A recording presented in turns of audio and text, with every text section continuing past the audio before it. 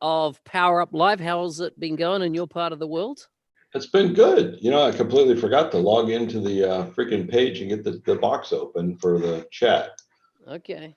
So I'll do that while you're. So what's been happening with you other than your nicely ironed backdrop? It's not so ironed. I'm actually not sure if we're live yet. We're just checking. Yeah, we are live. Hello, everybody. Have we got? Don't know if we'll come online, but who's with us today? See a bunch of folks there. Why don't you do a shout out and say hello? Where are you from? Who are you? How are things going in your part of the world? Hang on. We've got John Cordone with us. Greg Cave. Cheryl is with us. Hello, people. Good evening, good morning, good wherever you are. Patty, how are you, Patty? Ken's with us. Danny's with us. Frank's with us, mate. All the usual suspects are in the house today. Lovely. Good to see it. Well, we got a few things to talk about. A few things have happened since our last call, which was only a week ago. But we had MBAS since then. I've had a couple of interesting product calls with some teams about some stuff that they didn't tell me I can't share. So I'm gonna. I take the assumption that if they don't say don't tell anybody, I could tell everybody. So it's not on me then, right? So I had an interesting call yesterday with a senior person in the Power Automate side of the house. And, Power Automate's now been around for a while, Flow, Logic apps, that type of thing.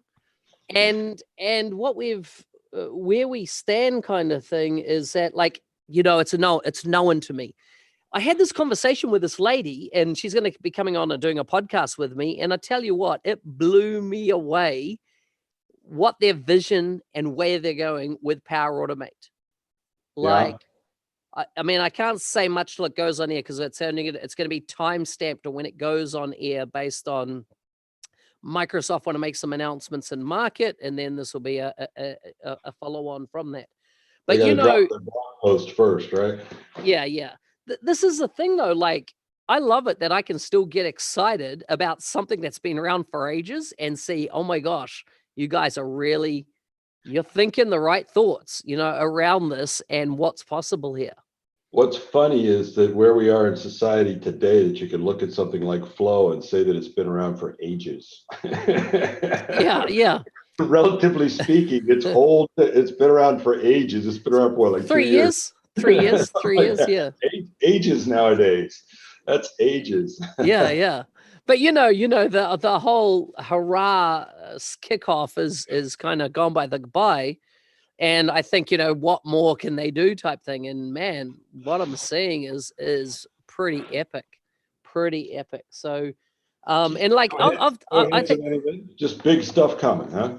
Yeah. So listen, this is my third interview with a different person from the Power Automate team.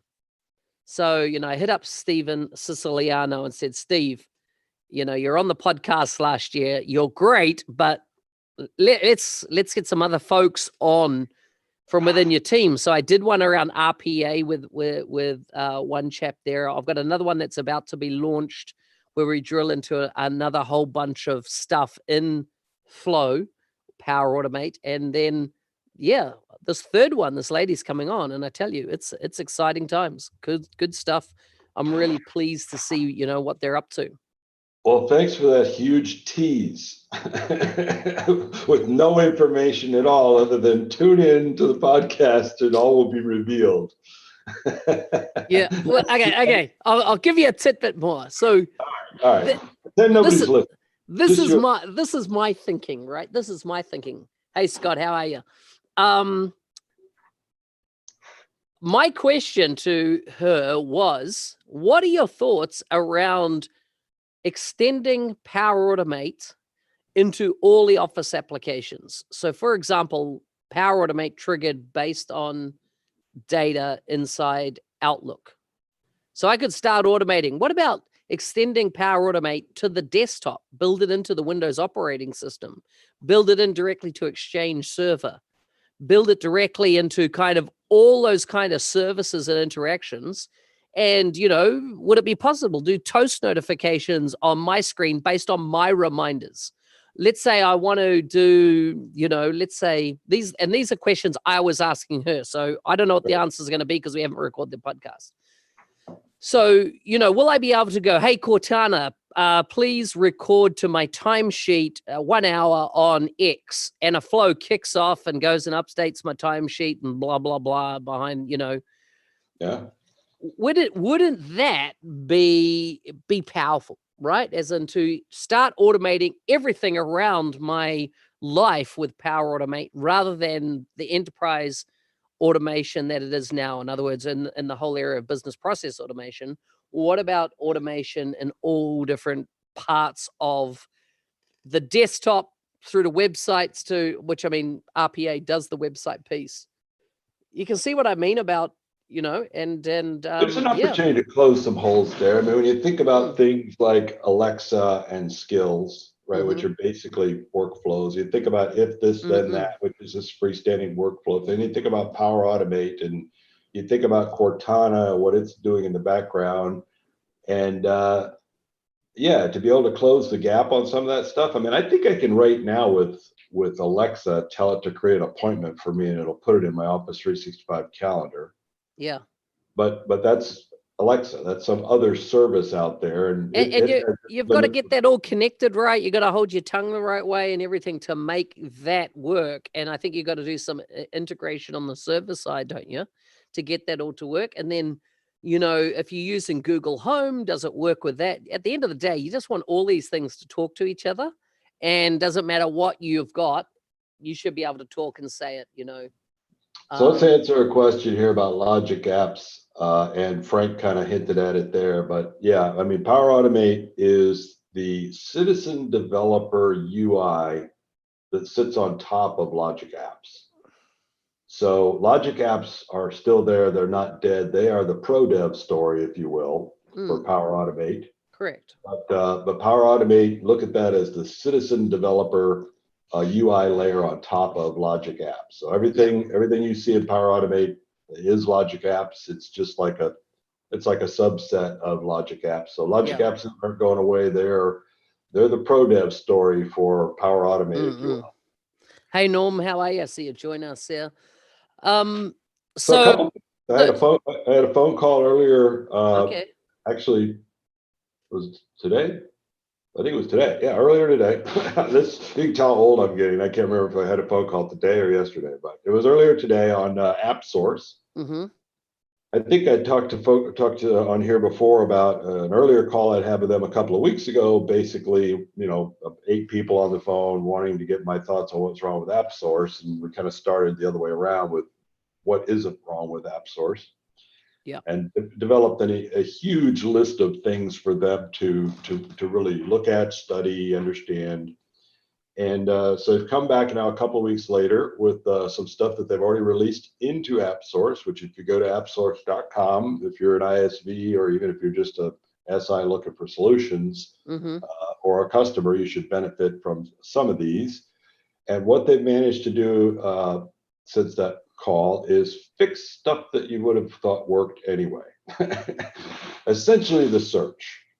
So previously if you typed up something in the search box at the top of AppSource, you got tons and tons of results returned, most of which were not relevant. The order was who knows what order they were in or why. And I think they had deployed a system of fuzzy matching that was super fuzzy. A little too fuzzy. I mean, it was hairy matching. It was big hairball matching is what they were doing before. So they've gone in and tightened up a bunch of stuff. So basically, if it had the word power in it or dynamics, you got all the results returned. Exactly. Well, even if you said, I need a specific solution for a particular thing, it would still come back with a million results. Yeah. They fixed a few things where now you can do exact match searches, you know, with the quotes. You can do ands and ors, and there's some of the stuff that you just would expect So stuff that's been around for 20 years, they decided to turn it on in their. So the search capability inside of AppSource now works much more similar to the way it does in your browser search bar. So that's actually good news. They had all of our AppSource apps and offers.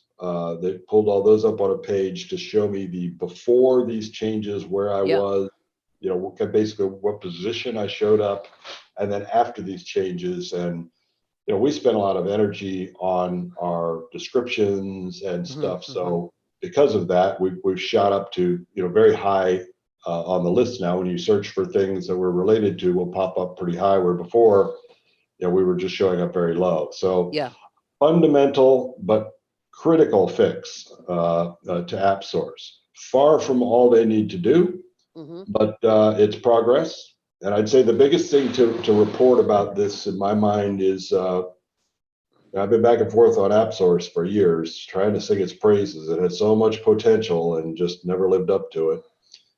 But they haven't really spent any energy on it for quite some time.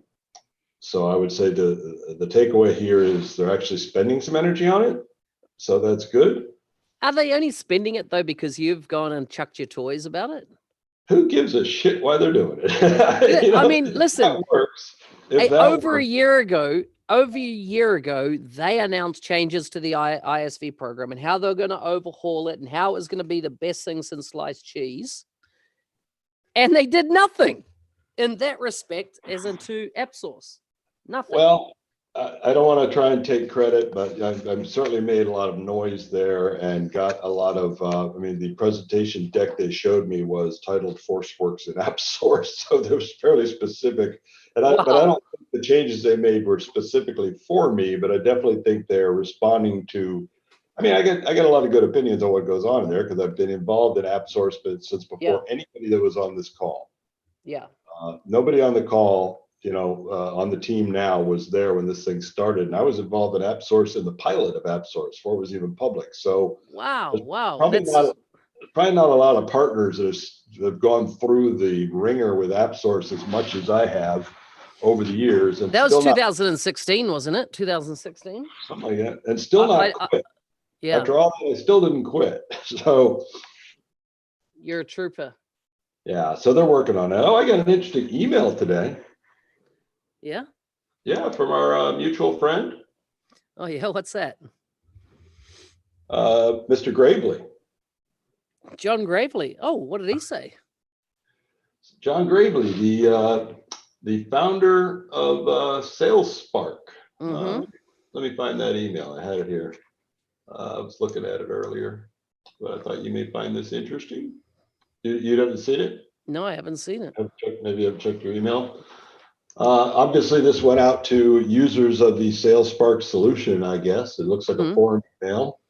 The subject line is SalesSpark is ceasing operations. Interesting. It goes on to say, Dear Steve, but I'm sure that's dear customer. Recently, we became aware that Microsoft has developed a sales engagement feature set similar to SalesSpark.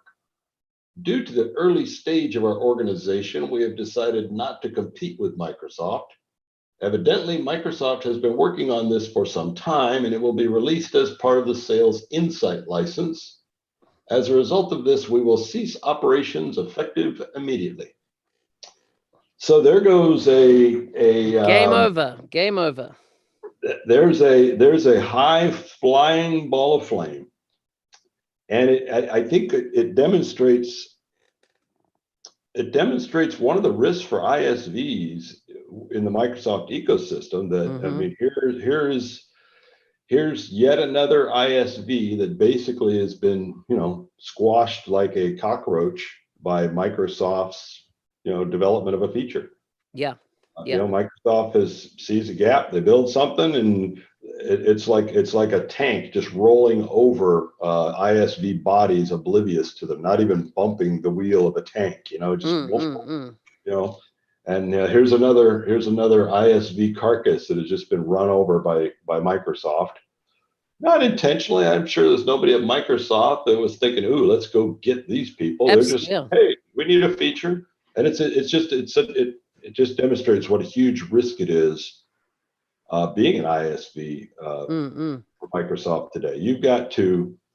I know we've talked about this before, but and even in the conversation with Googs, the only answer he could even come up with was you better be really, really, really vertical. You know, and that almost that's a scary thing to say that's about all you can do as an ISV in Microsoft with any hope of having any longevity. Is you got to be deep, deep, deep, deep in a vertical. Yeah. So as you can imagine, it affects me personally, being that I was a shareholder in that company. Yes, I would think it would. And you know, put quite a bit of effort in over the last year. You did. But well, you're very calm as a person hearing this for the first time, but I don't think it's a surprise.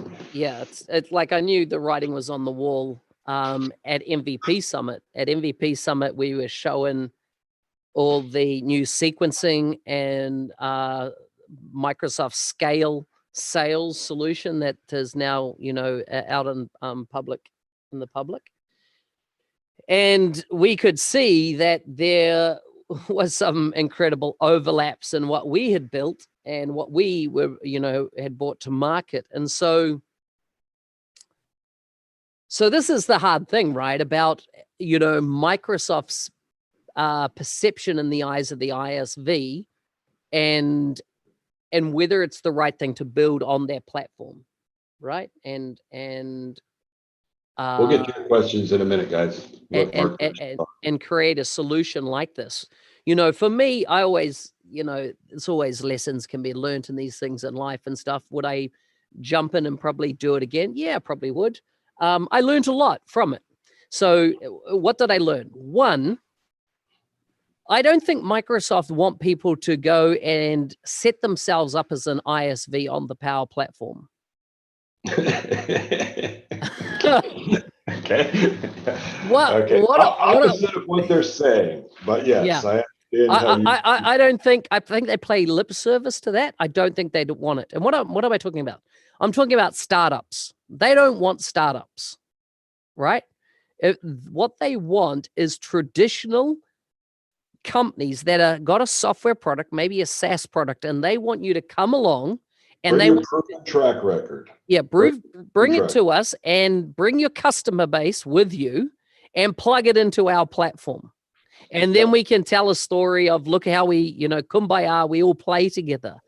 If you are, you know, if you have this amazing idea, oh, I'm going to create a product and I'm going to choose Microsoft's platform to build on and I'm going to get into their ecosystem and we're going to, you know, sail away into the sunset, all billionaires, I would say you're dreaming, right? That's not what Microsoft are after. Microsoft don't care about that. They care about getting the big players out there in the market that have an app that's already been used by business that they want to say, hey, you need to make it play with us and we'll help you make it play with us. And you're an ISV.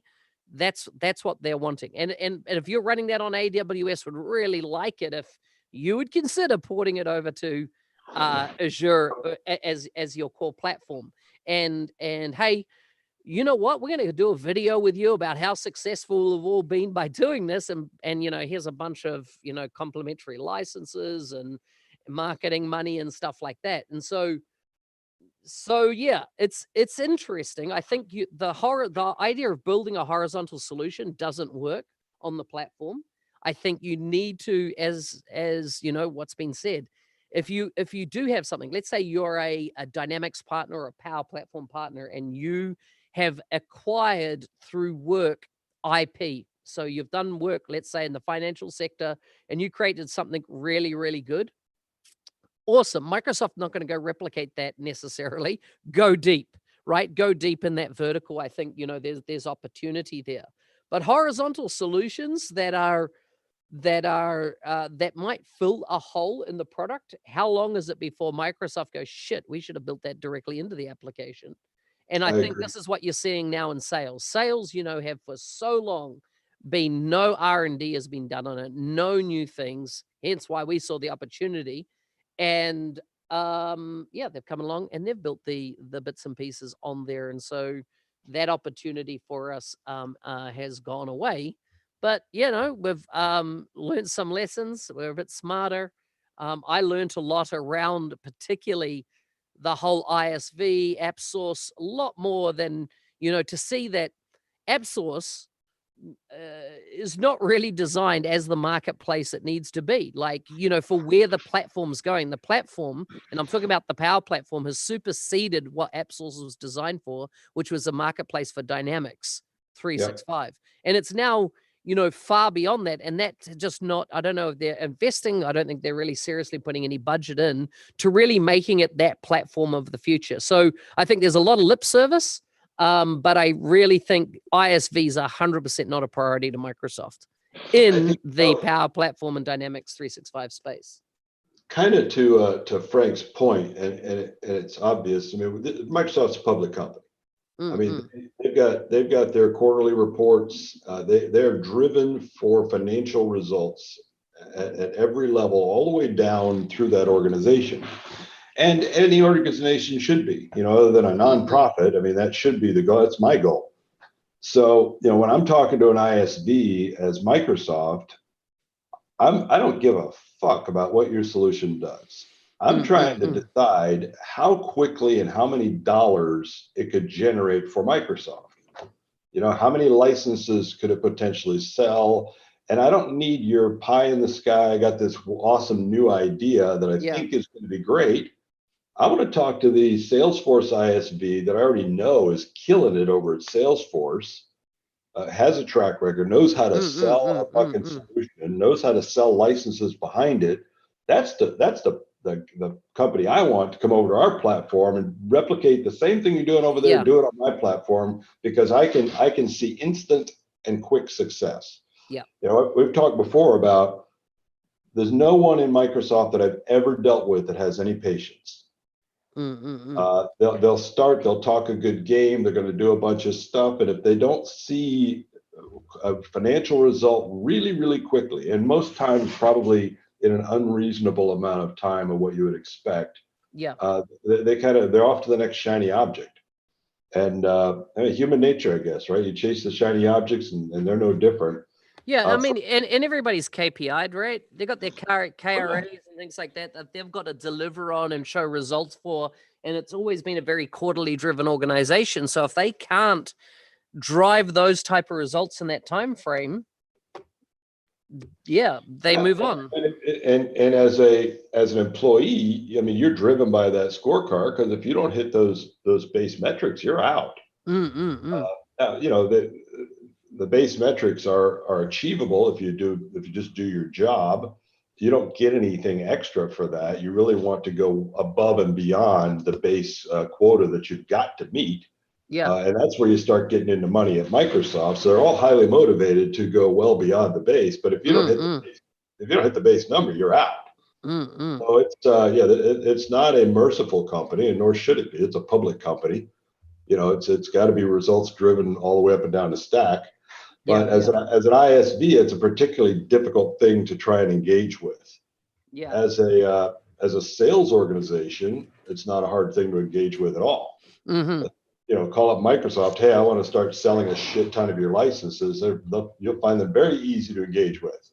As an ISV, I want to, get a product out there that may indirectly sell some of your licenses, possibly, maybe, I'm not sure. We'll see where it goes. You're not going to get anybody jumped up with that.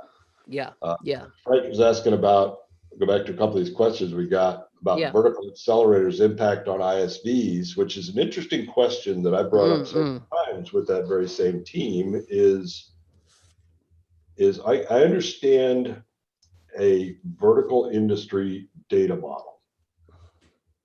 I understand, and the value I see is not that Microsoft has gone and created a entity called medication.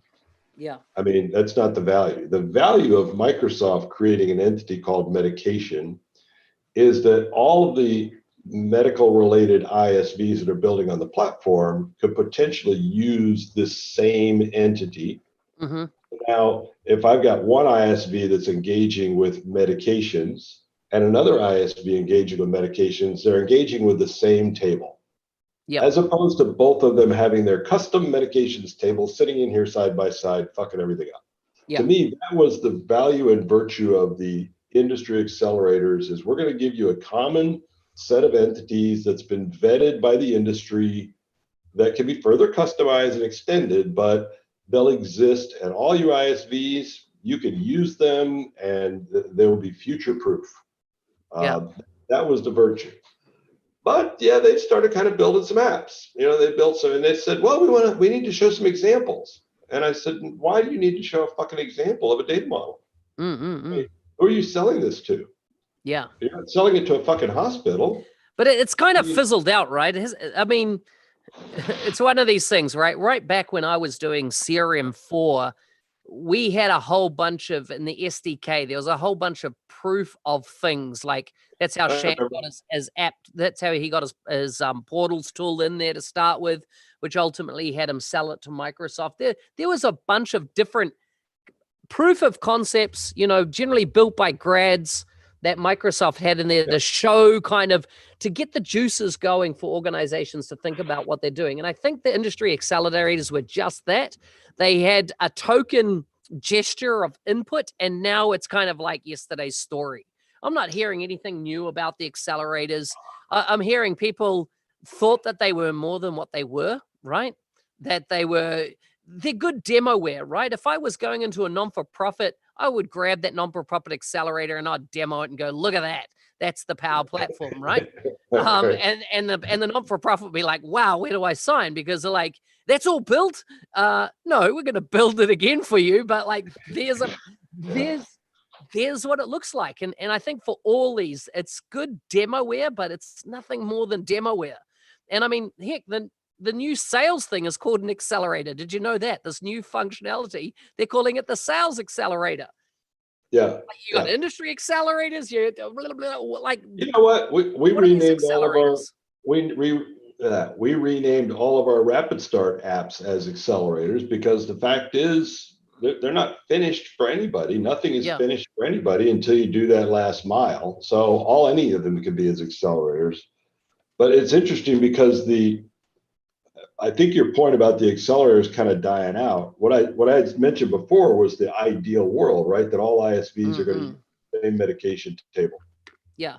The fact is none of them used it. They already had their own. They weren't going to share their own. They didn't want to use the one provided. We've got our own. It's already wired up. We're not going to rebuild everything. You're not going to help fund rebuilding it all.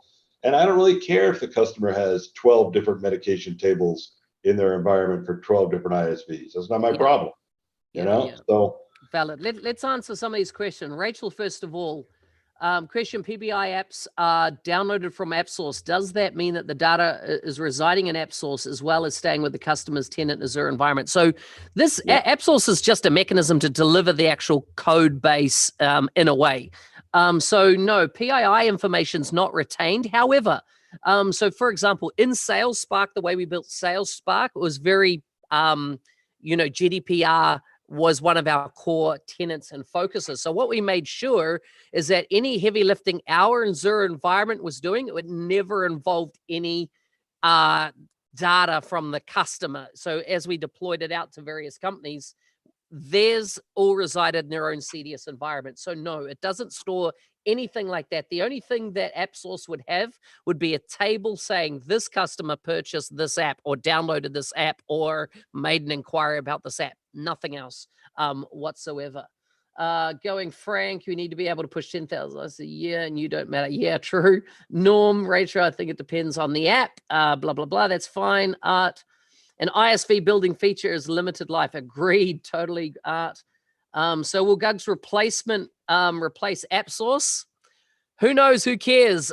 Because this time I will not be as probably jumping on the bandwagon of the new ISV program is going to be the best thing, because one of my conversations with Steve on a podcast was, listen, we've seen multiple iterations after the 20 years I've been in this ecosystem of this. Why is this different? And he told me a whole big line why this was different. And the thing is, it's not different. It's exactly what I had 10, 15 years ago in what Microsoft partners used to be able to list their IP. Nah, it's no different. Sounds like a good bedtime story. Agreed, Norm.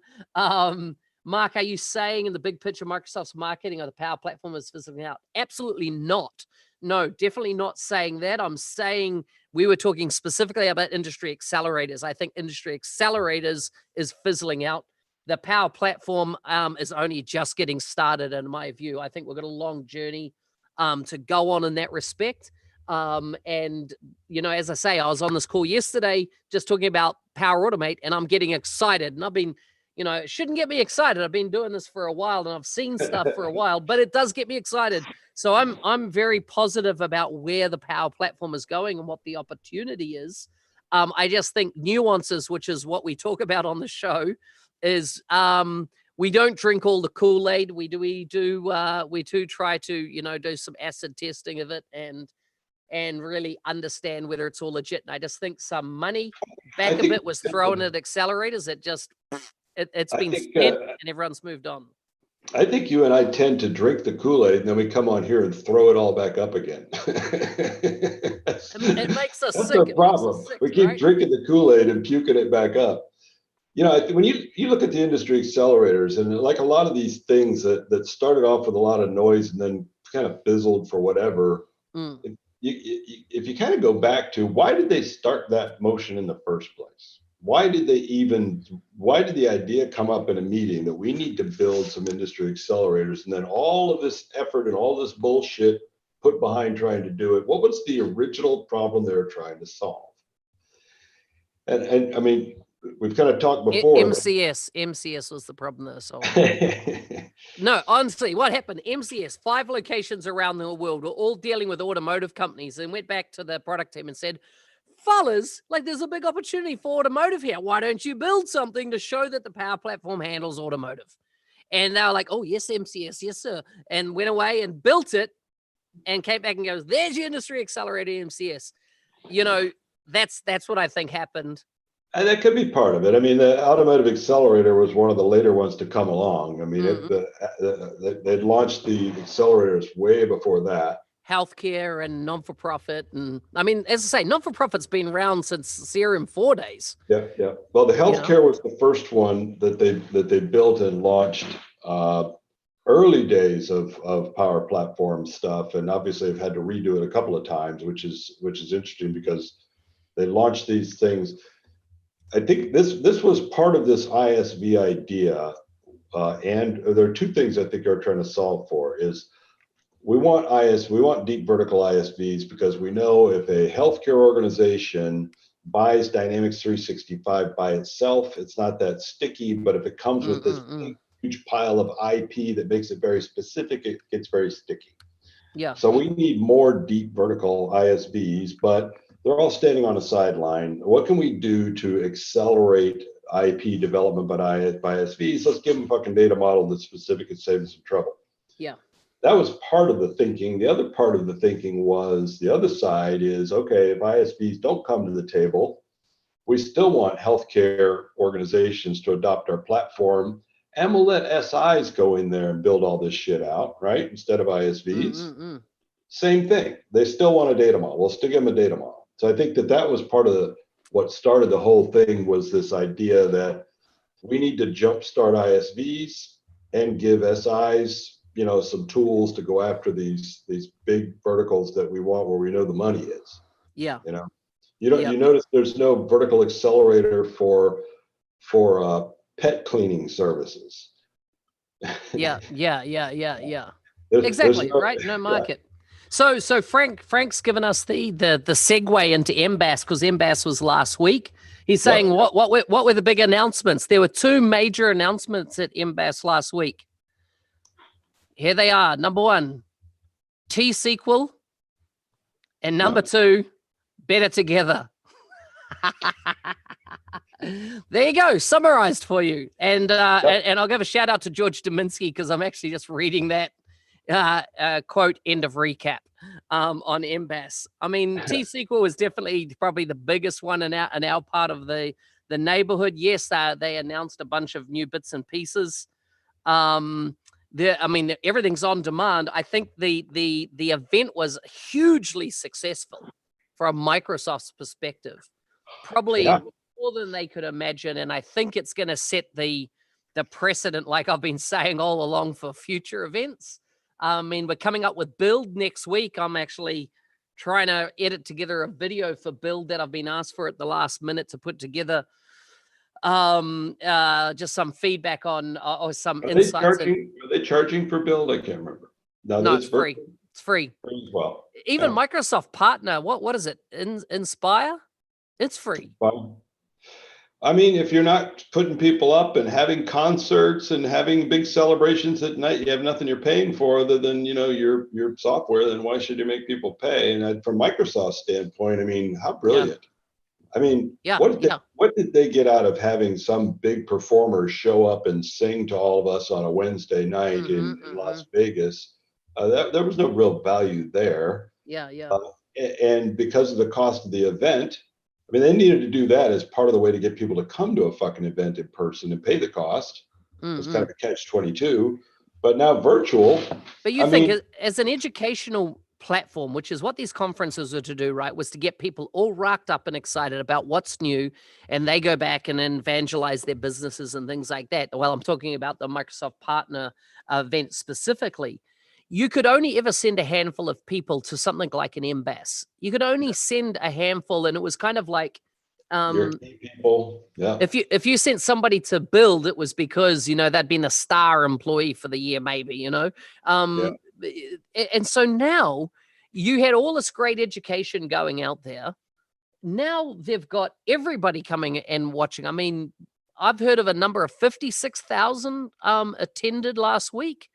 I don't know how accurate that is, but if that number is on point, as opposed to 5 or 6, 7,000 last year when we were in Atlanta, my gosh, from a value for marketing dollar spent, I think it is phenomenal. What I find funnier, though, is when I keep saying, well, I think this is the way of the future, I always get a bunch of people say to me, no, there's nothing like the in-person event. And I'm like, what's motivating you to say that? You like to go because you could go to the pub and meet your friends and do all this. But at the end of the day, that's not what drives big business. That's your little jolly, and that's really beautiful and stuff for you. But the thing is, economics speak, and I think the world's changed. Your boss don't care about that. No.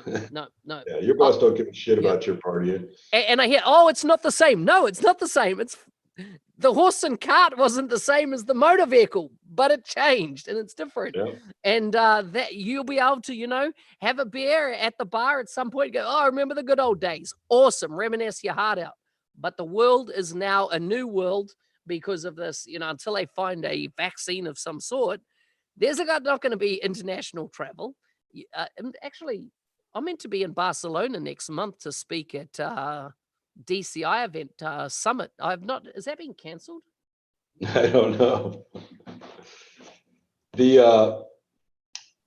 I think that regardless of vaccine, regardless of virus, I think there are some events that are just never going to go back.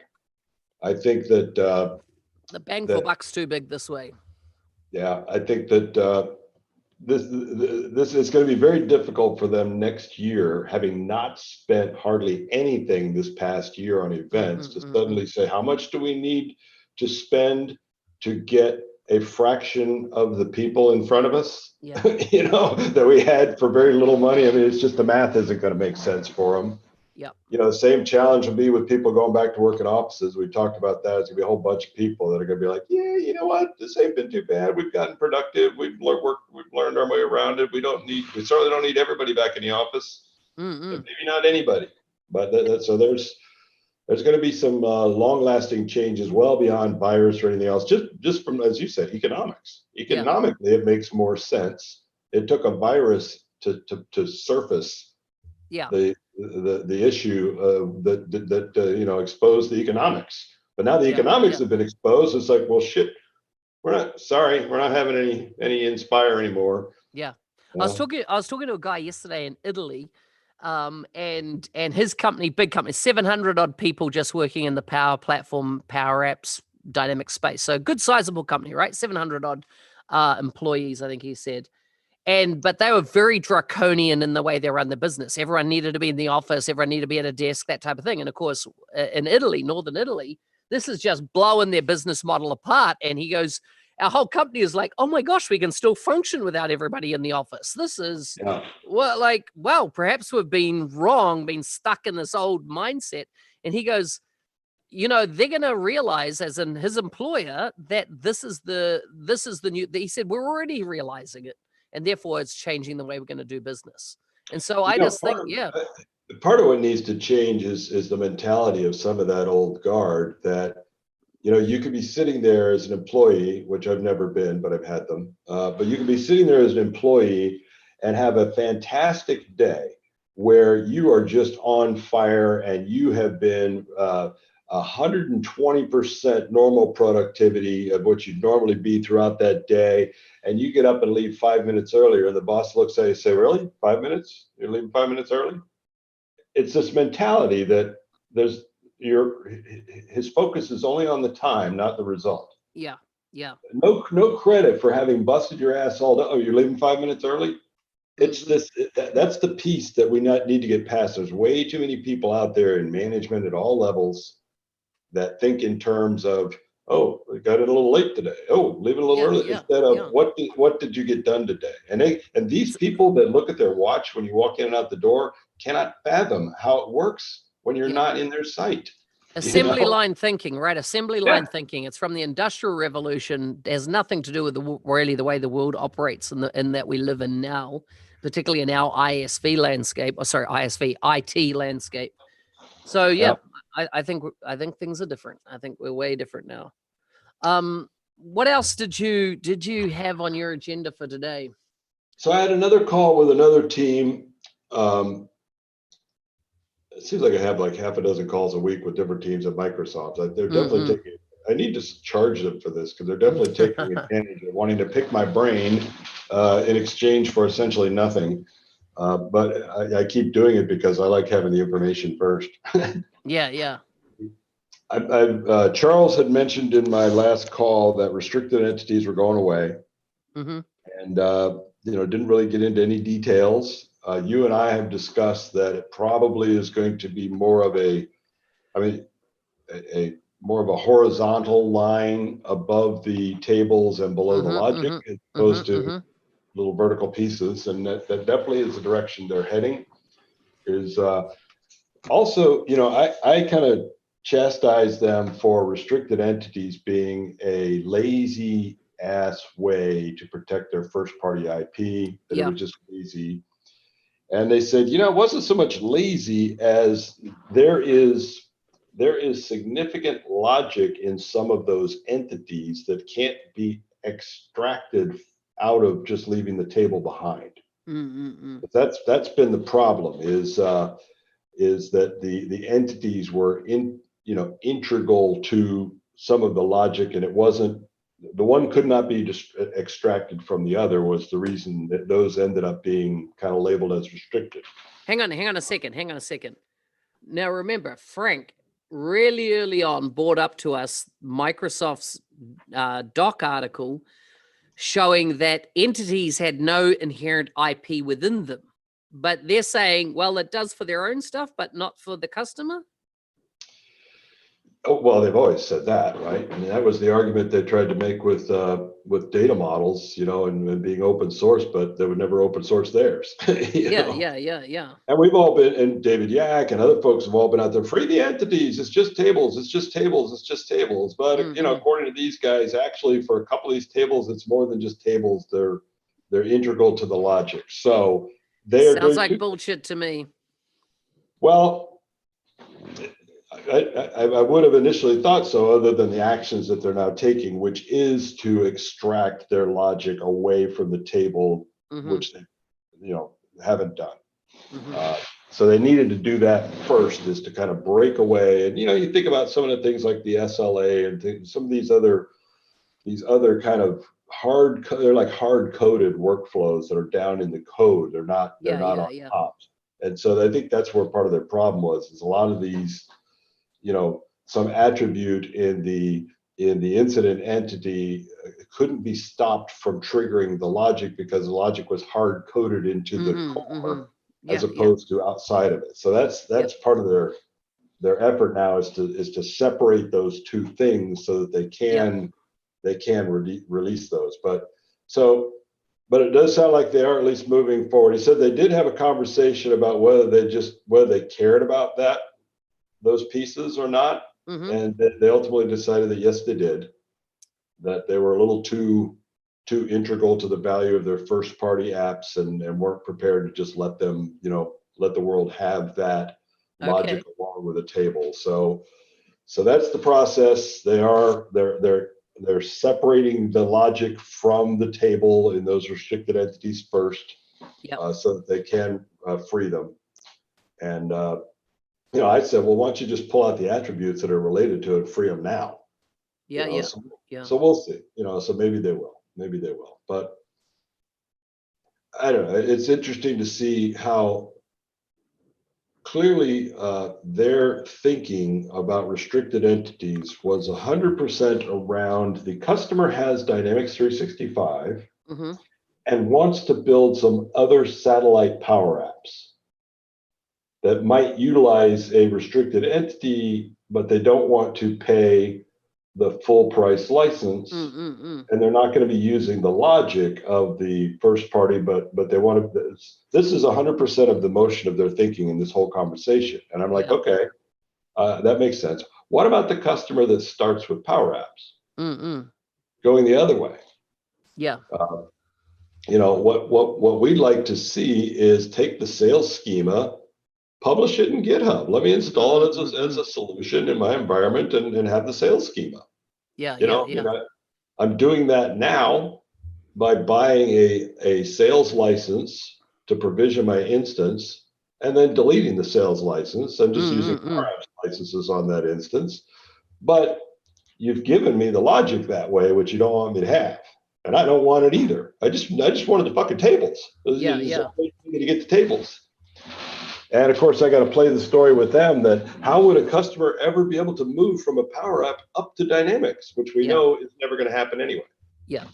So again, their entire thought process is around you've got Dynamics and you want to build Power Apps around it. That's the only scenario they are able to envision. There's definitely some limited thinking around there or some lack of real world scenarios. When you mentioned in the last call when we talked about AppSource about how them finally giving us a Power Apps checkbox, but Power Apps, I really don't think they care about ISVs on Power Apps. I think that Power Apps is the citizen developer SI play for solving. There's no app for that scenarios. So bespoke app building. 100% bespoke for solving there's no app for that scenario. We don't need ISVs over there. You're not going to help sell any licenses of any consequence. And even if you do, the licensors are kind of cheaper. So the only way they make sense is huge volumes of these licenses, which has got to go to enterprise. And the only way enterprise will buy all these is if they're able to build their own no app for that solutions. So I think the only ISV play that Microsoft will get excited about is, as you mentioned before, deep vertical with a track record, with an existing track record. Don't come here with your startup deep vertical. Come here with a track record of customers that proves you know how to sell. Possibly might even move some of those customers off of the other app that they built onto yours. But So a couple other interesting announcements last week. Of course, James Phillips talked about the Fast Track award for architects, and they have released it specifically for Power Apps, Power Platform. And I noticed here that I don't understand that though. Okay, so I don't know if you've seen the photos appearing on LinkedIn, but the award looks very similar to the MVP award. It's a glass award, and it has the tokens, because I'm looking at a chap here who got it in 2019 and 2020, and they're getting the little tokens. So it's something, it looks like you're only fast track engineer for a year, and it has to be re-awarded each year a fast track endorsed engineer, for solution architecture distinction. And so I didn't realize that. I thought it was kind of like, blessed are they, you are now a fast track recognized solution architect, but it's actually time bound like that MVP program, which is interesting. That I remember Pervin back in the day was saying, we like what the MVP program does, but we want our own thing within BizApps. And I wondered if now seeing this, if that was James's intention, was to create his own award program specifically for Microsoft business applications, and Fast Track has been the mechanism to make that distinction to the architects. So unless they're now starting to get a little loose with the Fast Track term, Fast Track is their on-premise to online migration strategy, right? Mm-hmm. And they've got the whole Fast Track team internally that works with partners. And last year, the Fast Track architects that came on board were ones that worked with customers and those teams to do these big migrations from on-premise to online. Yeah. What does a Power Platform Fast Track person do? What does he migrate? Well, see, that's the thing. I think that the term Fast Track has stuck. It's become a valuable or seen as such, and now it's been jumped across and used in this context. I don't understand because you're right. I think the idea of Fast Track originally, right, was on-prem to online migrations. That was its fundamental focus, whether it be in Office 365 or the Microsoft BizApp space. That's what those guys got certified for last year. Yeah, and so they were migration experts. That's right. So what I know, because he definitely announced last week, right, that there were Power Platform solution architects now as well. And so I assume that as new solutions being built moving forward. And so I think that this pivot is happening, because you would assume that the whole Fast Track scenario has an end of life, as in if it's a migration story. Everybody will be migrated. 80-something% of people are now on Office 365. So you can, I assume the number of Exchange servers and stuff still running and file shares still running on-prem are a diminishing window from a migration perspective. And same with, Dynamics to Dynamics 365, online. It's that must be diminishing as well. So that's why I think the word Fast Track has been pivoted to come up with this award category. I'm gonna have to go look and see what the recipients of the new award, what it is they did to get them. So here's my understanding. Here's my understanding. You have to have a documented history of X number of migrations. You have to have done and set the Fast Track training courses. So attended them. And that's the original Fast Track, right? No. So recently these have been run. For the Power Plat, I don't know. For the Power Platform, I don't know what the story is around, what is the requirements to get it. But there seems to be definitely a Dynamics 365 as a Power Platform distinction. The ones I'm seeing at the moment on LinkedIn tend to be more the Dynamics 365 folks, although I know that a bunch did get it in the Power Platform space. Something to look at. It's definitely prestigious, right? I think it's, to a degree, I'm thinking it's almost more prestigious in my mind than the MVP. Well, it's certainly a smaller group. Much smaller group. Someone said to me the other day, right, is the MVP program now, like you can get them out of a box of Weet-Bix, which is, That's right at mine. It's like everybody's becoming an MVP every 5 minutes, and there's an element that you wonder if it's now starting and this is only for the old school, as the feeling of dilution of it, where it was, when I became an MVP, I think I was one of, 30 in the world around in the dynamic space. And I mean, now we're in the hundreds. I don't know, but for Microsoft, I know the MVP program is a highly valuable revenue generation program for them, and is really important to them in that respect. But I think for the individual, this new Fast Track solution architecture, I think that's the gold mine of the future. From you getting those credentials and getting recognized for that. I think it's much more It's not about just sitting exams. It's about actually real life implementations that they're evidence they're done to Microsoft fast track standards. I kind of like I've always looked at the RD as being kind of the Regional level director. up above the kind of Yeah. level above the MVP. It's kind of like MVP plus plus. Yep. You know, and I'm not sure. I think there's probably more RDs than there are these fast track folks also. Yeah. So, but maybe it's because the program's new. You know, I maybe it's just Microsoft wanting to create some more noise out there by, you know, let's go pat a few more backs and throw some more people up on stage. Let's create some more categories or something to get more people excited. Maybe a lot of these folks. I think James Phillips specifically. I definitely think this is a James Phillips mandated program. Yeah. You know, all the certificates that they received are signed by James Phillips, not by Satya, which is the MVP program. Yeah. Yeah. Right. Yeah. Well, I know, what was it, 2 years ago when he marched up the 20 fast track? No, that was last year. It was last year. It was the last one when that Yeah, showed up? it was Atlanta. It was Atlanta, Okay. right? Last year when that first, they all got rolled out. This is round 2, year 2 of it now. Well, So what was interesting to me was when those folks walked up on stage, it was the first I had heard of that designation existing. Yeah. And when he announced on MBAS here, the Power Platform version the other day, that was the first I'd heard of it as well. Heard of it before that? No. But I think, sorry, I had heard of it.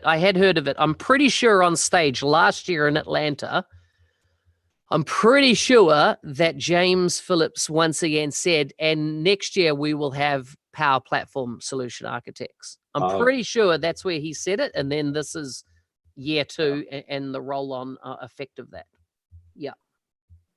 Just seems like fast track. I don't like the use of the fast track term for something that's not fast track program related, because fast track is a migration program, which, you know, unless they're broadening the term to mean a lot more things now, but then it's the typical Microsoft, then we won't know what the hell the term means. Have you heard of M365?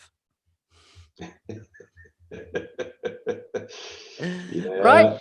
They get a term that works somewhere. Like, why would you change Office 365? It's well known. Everybody understands it in the world. Oh, let's rebrand it to Microsoft 365. Yeah, like something we've been using for something else. And so that's the thing is that I know it's hard to get trademark on names and stuff, but as I say, Microsoft need to go and employ a whole bunch of people from the cosmetics industry that know how to name lipsticks so many shades of color. Yeah. I'm told it's not that I go through the names, right? I'm told. Yes, exactly. And you know, they come up with these amazing names for product colors. You know, it's red, but it's like, you know, noir red or something like this. Like, it's just they need to get some naming expert from the cosmetics industry and to start naming their products. I think that's what needs to happen. I think that is going to be a continuous source of frustration for all of us that are working with Microsoft. It has been a sense of frustration since I've been involved, and I'm sure you've been involved a lot longer than I have with Microsoft. They're naming, I mean, Live Drive, SkyDrive, OneDrive. I mean, all the it's like, you know, too many changes, too quickly, too many names shared. That's why I'm talking about. I mean, we got PowerApps is shared across Model and Canvas, which is confusing. Yeah. And now we got Fast Track, which apparently is going to be shared. It's going to, on one side, it's going to mean Dynamics 365 on-premise to online migration. And then over here, it's going to mean, I don't know what the fuck it means. I got to go look and see what the hell it means on the PowerApps side. If it doesn't mean the same thing, I mean, maybe it's a Dynamics 365 migrations to on-premise to online, because there's still PowerApps too. My challenge, Steve, my challenge to you is I want to see you get this award category in 2021. You can become a fast track architect, solution architect, and tell us what it's all about. I'd have to put in some effort, though. And, you know, it's definitely not a category I'm going after. It's something I'd have to, you know, I'd have to spend some time. I mean, think of all the palms I'd have to grease, all the people I'd have to threaten. And it'd be a lot of effort on my part to get that award without actually taking any tests or doing anything. I mean, I'd have to threaten to expose people, reveal photos that I've got. I mean, it'd be all. Look at that. Allison used to work for YSL Beauty. She's bound to have contacts she can share with Microsoft on how to name some products. Well, mate, that brings us to the top of the hour. We're done. We've wasted another hour of everybody that's jumped on or anybody that's going to watch us in playback. So thanks very much for joining us. If there's topics or subjects you'd like us to cover in future, let us know. Happy to do it. Happy to take a bullet for you if you want us to say shit that you're too afraid to say. we may do that. See you, man. Ciao.